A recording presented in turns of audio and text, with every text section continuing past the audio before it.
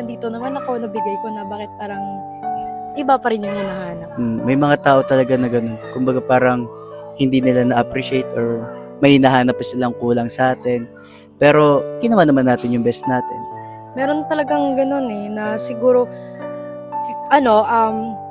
mafe-feel natin. Example, pinapakitaan tayo ng nagre-reciprocate naman sila. For us, for sa atin, yung ginagawa nila is enough. Pero yung ginagawa natin para sa kanila is not Hindi enough. enough. Oh. That's why, naghahanap sila ng iba. Kaya yun yung mahirap. Kaya ayoko din yung sinabi mo sa akin. Kaya mas gusto ko na lang bitawan. Kasi, pag ganun, nagbigay ako ng best ko, tapos may iba din namang hinahanap, then siguro it's time for me to know my worth. Yes. Ayan yung pinakamaganda. Unahin ko na lang sarili ko. Since kaya ko i-appreciate ko ano yung ginagawa ko para sa sarili ko.